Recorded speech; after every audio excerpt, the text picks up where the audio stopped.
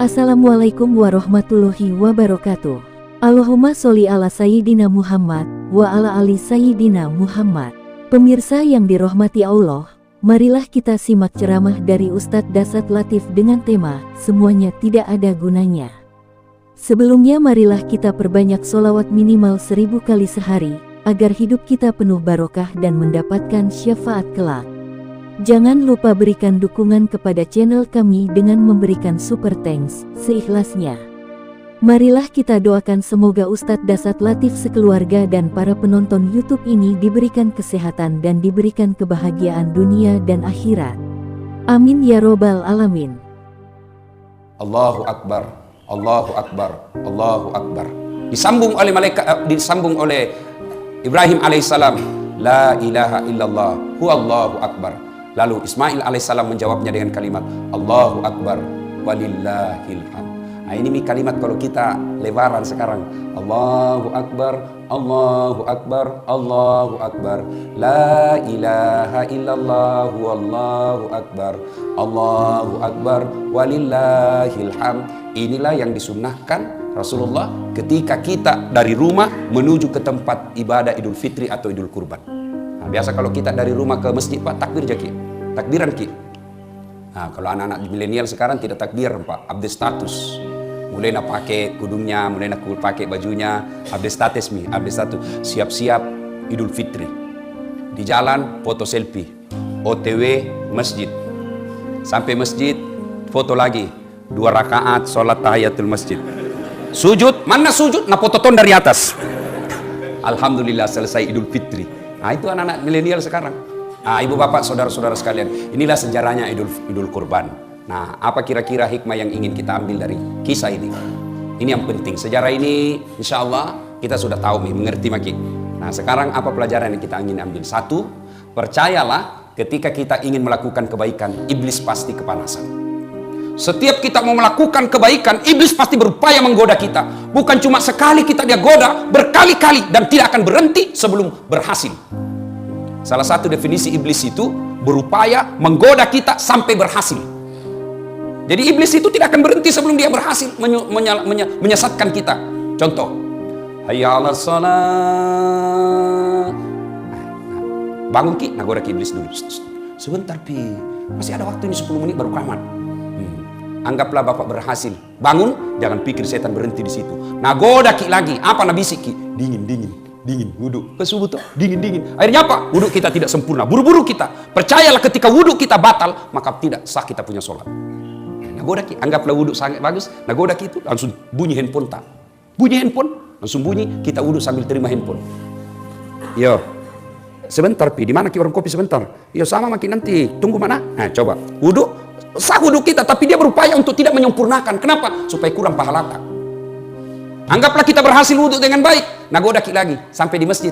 Nah, lihat timer, hampir wikomat. Dah cukup itu 3 menit. Duduk aku jam salah doa tayi. Dia goda terus kita. Anggaplah kita berhasil sholat dengan baik. Setan putus asa, tidak. Nagoda ki lagi. Jam aku pakai surah pendek. Fatihah saja. Anggaplah kita berhasil baca Fatihah dengan baik dan surah pendek dengan baik. Gerakannya lagi nak ganggu iki. Sudah gerakan dengan baik. Jangan pikir setan mundur sampai di situ. Nagoda ki lagi. Nabi sikit. Tidak ada kehalaku dalam masjid ini. Kau paling soleh. Yang lain salah ngasih. Itu salah cara takbir itu. Salah caranya itu letakkan jari. Semua salah itu. Akhirnya dalam hati kita muncul ujub. Mau dibilang, mau diborro. Dia bilang, iya tahu. Saya paling soleh di sini. Masuk iblis. Auzubillah min dzalik. Nah, percayalah Bapak Ibu sekalian. Termasuk sekarang Idul Kurban. Mau kita berkurban, iblis menggoda kita. Kambing. 2 juta itu mahal. Bisa aku lagi kasih anakmu untuk bimbingan belajar. Setan masuk di situ. Bagaimana berupaya segala cara agar kita gagal. Makanya ketika iblis mulai menggoda kita, Allah kasih senjata. Senjatanya apa? Kalimat istighfar. Astaghfirullahaladzim wa atubu ilaihi. Ketika Nabi Isra Mi'raj, Nabi makin jauh, makin dekat, ada cahaya kayak api, makin dekat, maka Nabi melawannya dengan kalimat Astaghfirullahaladzim wa atubu ilaihi. La ilaha illa anta subhanaka inni kuntu minadz zalimin. Nah, itu kita baca. Nah, sudah, inilah hikmah pertama bahwa harus selalu diingat ketika kita mau melakukan kebaikan, iblis pasti berupaya menggagalkan. Maka melawan godaan iblis itu dengan kalimat istighfar. Astaghfirullahaladzim wa atubu ilaih. Suatu ketika datang anak muda bertanya kepada Nabi, "Ya Rasulullah, saya berbuat dosa." Maka Nabi berkata, "Bertobatlah." Tapi kuulang lagi. Nabi berkata, "Tobat kau sedek." Tapi kuulang lagi, tobat lagi. Buat iblis sampai putus asa untuk menggodamu. Nabi lagi anak muda, "Jadi dosaku jadi besar." Ketahuilah ampunan Allah jauh lebih besar daripada dosa-dosamu. Itu enaknya Tuhan tak. Berdosa ki, datang ki, bertobat. Bukan marah-marah itu Allah kalau kita datang bertobat. Malah Allah janji kita, "Innallaha yuhibbut tawwabina." Saya cinta kepada hambaku yang bertobat. Beda kita manusia. Bapak datang minta maaf sama saya. Barangkali saya maafkan kita, tapi masih ada syaratnya. "Ustaz, maafkan kadi." Kenapa? Dulu waktu pilwali itu kita suruh bikin baleho 10. Iya, 7 ciku bikin Ustaz. 3 hilang. Saya maafkan kok bos. Tadi aku lagi lewat depan rumahku. Masih ada buntutnya Pak. Kalau Allah, kita bertobat, datang banyak dosa, Allah janji kita, "Saya cinta kok." Innallaha yuhibbut tawwabina. Ibu bapak saudara-saudara sekalian, hikmah yang kedua dari kisah ini, bahwa ternyata aset yang paling berharga itu anak yang soleh. Coba, saya tadi dalam sholat, waduh sempat menetes air mata saya. Luar biasa, saya ingat orang tua saya dengan kejadian tadi. Pak Imam, Ustadz Ikhwan, langsung ada si Ananda Umar. Baru belum dilupa Umar, baru ada gejala-gejala. Langsung Umar masuk lurus ke bacaan. Subhanallah. "Pak, apa Bapak tidak bangga punya anak seperti itu? Yang maki terlalu bangga kalau bahasa Inggris dia anak tak pintar." Pak, ya maki tahu jago itu anak Ustaz, masih SD pintar bahasa Inggris. Apa jago bahasa Inggris? Itu maki di Inggris, anak-anak di sana bahasa Inggris semua. Betul Kak? Dari kecil sampai pikun orang di sana bahasa Inggris semua. Nggak jago itu Pak. Banyak yang begitu. Kursus bahasa Inggris mulai dari kelas 4 tahun bahasa Inggris nih. 10 tahun masih bahasa Inggris. Jangan Kak, kalau berdoa juga nanti tidak jadi bilang, "Oh my God, please help me my father." Taleka. Tidak begitu juga orang berdoa. Jangan makal anak muda. Serius kayak ini bos. Alhamdulillah ibu bapak adik-adik sekalian ya. Saya langsung ingat orang tua saya. Masya Allah. Bapak saya itu kodon tidak pernah belajar agama. Ibu saya juga tidak pernah belajar agama. Sekolah pun tidak cukup, hanya pandai membaca dan menulis. Apa yang membuat saya kadang-kala tersentuh? Apa kita tidak bangga Pak? Orang tua tak tanya ki agama lalu kita jelaskan. Nah tanya, yang kasih podang na ihe, dek gare nawat di tepak kuku kumelu ki makaroba. Lalu kita jelaskan, itulah bantuan kita kepada orang tua kita, menunjukkan dia jalan yang lurus. Apa kita tidak bangga Pak? Punya anak ketika kita butuh pengetahuan agama, dia hadir memberikan pengetahuan itu. Itu kekayaan tak paling berharga. Harta, emas, rumah, mobil, tidak ada gunanya ketika kita sudah mati. Dan tidak bisa meluruskan iman kita itu, malah bisa menyesatkan kita itu harta. Tapi anak yang soleh dan soleha Pak, bangga mati Pak. InsyaAllah, Pak kita tidak bangga. Begitu kita, tidak begitu caranya nak. Mak begini cocoknya. Subhanallah. Pada usia senja orang tua kita arahkan ke agama yang lebih dekat dengan Allah Subhanahu Wa Taala. Nah, sekarang orang tua hati-hati didik anak sekarang Pak. Ya, siapa yang didik anak tas sekarang? Handphone. Siapa yang didik anak tas sekarang? Warnet. Siapa yang didik anak kita sekarang? TV. Alhamdulillah menjadi. Saya doa mudah-mudahan tidak begitu anak Pak. Ini ada baru-baru saya dapat informasi. Baru-baru saya dapat informasi. Kelas 2 SMP. Berapa umurnya itu kalau kelas 2 SMP? Ya, 14 ya? 14-15 tahun. Apa yang terjadi? Sudah pernah berhubungan suami istri. Dan saya tanya, berapa perempuan kau kasih begitu? Dia bilang 5 Mi. Saya ajak ngomong. Saya bilang, di mana kau lakukan? Di rumahnya itu perempuan. Beranimu itu? Dia bilang, bapaknya ibunya kerja semua Ustaz. Malam baru pulang. Apa Mi kalau begini anak tak? Setengah mati dicarikan uang. Nah pakai rumah tak berzina. Kita bangga Mi bagus rumah tak. Kita bangga kita dihormati orang. Kita bangga banyak duit tak. Kita bangga bermewah-mewah kita punya mobil. Tapi anak tak berzina di rumah tak tiap hari. Dan itu bukan cerita fiktif. Itu banyak yang terjadi. Ini yang perlu. Momentum Idul Kurban ini. Evaluasi apa anak tak ini seperti Ismail. Atau menjadi anak yang dekat dengan iblis. Tak ada gunanya anak tak tinggi sekolahnya kalau dia jauh dari agama. Begitu kita masuk di kubur, siapa yang doakan kita? Masuk di kubur, siapa doakan kita? Saudara tak? Jangan maki harap. Tanya diri kita masing-masing. Pernah enggak kita doakan adik tak dalam 24 jam? Pernah kita doakan saudara tak dalam 24 jam? Jarang. Saya saja minta tapi saudaraku baru saya doakan. Doakan kak dia? Iya gampang nih. Tapi ibu bapak lah yang selalu kita doakan setiap sholat ki. Orang tua tak ji. Nah kalau anak tak tidak tahu sholat, orang tua anak tak tidak pernah datang ke masjid berjamaah, anak tak tidak pernah kita dengar mengaji. Bayangan itu Pak, di kuburan nanti sengsara hidup tak. Ayo, jangan sampai anak tak Kita ini orang tua kan kadang gagal wujud cintanya baik, sayang mau nyayangnya anaknya bagus, tapi aplikasinya yang salah. Semangat cintanya kepada anak bagus, tapi cara cintanya itu yang salah. Dibelikan HP-nya smartphone. Itu bapak kalau belikan anak smartphone, lalu dia punya data. Oke, tidak ada datanya, tapi dia punya wifi. Dia dapat internet gratis. Saya ini dosen komunikasi. Banyak meneliti soal media. Dan itu anak di mana dapat itu, Pak? Di mana dia dapat informasi porno-porno? Dari handphonenya. Coba maki, suruh tulis di situ. Anak-anak kita pakai smartphone, nah tulis saja itu di mesin pencari.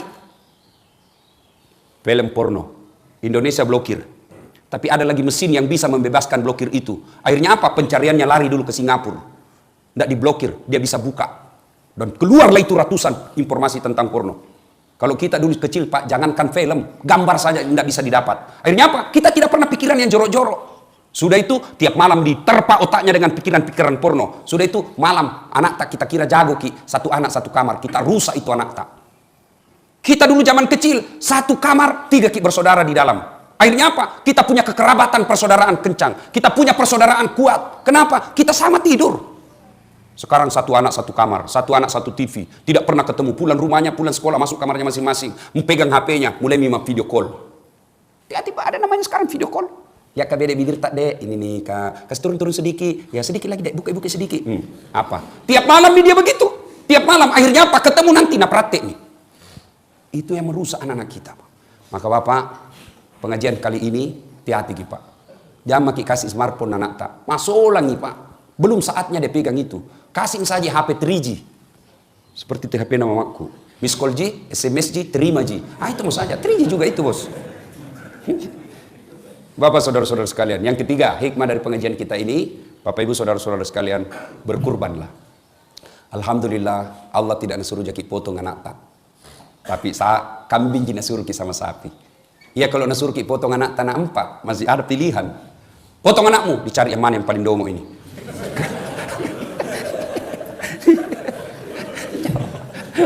Tapi alhamdulillah Allah cuma minta kita ya diminta jaki kambing, maka berkurbanlah. Jangan lagi saya tidak mampu Ustaz, baru HP harga 2 juta, pakai data 150.000 per bulan. Itu kalau Bapak sudah lakukan itu dan tidak berkurban, hati-hati Pak, nah cari nanti malaikat. Nah kasih bangkrut ki Allah. Banyak uang tak tapi tidak ada bisa dimakan. Banyak uang tak tapi tidak berkah. Kenapa? Karena kita tidak mau berkurban. Aneh sekarang ini Pak. Banyak orang mampu tapi tidak mau berkurban. Saya ulang, banyak sekarang ini orang mampu tapi tidak mau berkurban. Sebaliknya, banyak orang mau berpoligami padahal dia tidak mampu. Ya, betul toh? Nah, ibu bapak saudara-saudara sekalian. Inilah tausiah kita pada taklim kita kali ini. Mudah-mudahan ada manfaat. Saya agak grogi sebenarnya ini. Kak, aku betul saya cara tidak bisa keluar ilmuku. Ada Ustadz Iwan bela. Saya jaga diri nanti saya offside. Bapak saudara-saudara sekalian, inilah tausiah kita pada taklim kita kali ini. Sebagai penutup, saya ingin menyampaikan firman Allah. Bismillahirrahmanirrahim. Ya ayyuhalladzina amanu dukhulu fis silmi kaffatan wa la tattabi'u khutuwatis syaitan innahu lakum aduwwum mubin. Wahai orang-orang yang beriman, masuklah kalian ke Islam, ke dalam Islam secara sempurna. Jangan Islam pencitraan, jangan Islam karena mau pilkada dan lain sebagainya. Tapi Islamlah secara benar. Wala tattabi'u khutuwatis syaitan, dan janganlah engkau ikuti langkah-langkah setan, karena sesungguhnya setan itu musuh yang nyata bagi kalian. Mudah-mudahan ada manfaat. Sebelum saya akhiri, ini adik santri, ada yang bisa jawab pertanyaanku. Tadi Nabi siapa yang Ibrahim alaihissalam punya anak? Siapa nama anaknya? Siapa namanya anaknya? Satu? Ismail. Kasih hadiah. Yang bisa jawab jawaban. Ada hadiahnya. Mana Miko dong? Wah. Bukan lupa yuk kasih masuk Umar. Bukan rezeki na Umar. Ya, nanti ada di mobil berarti.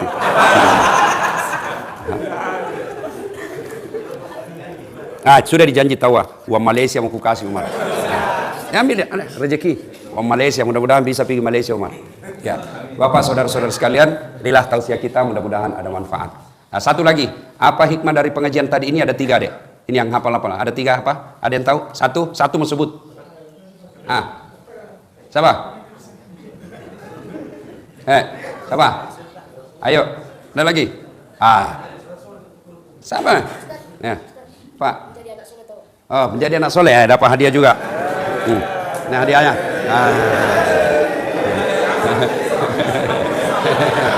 Ya, ada lagi. Ini hikmahnya ini Pak, makanya kalau pergi masjid di depan ki duduk. Depan gampang dapat hadiah, yang jauh belai. Itulah hikmahnya orang di depan itu banyak pahalanya.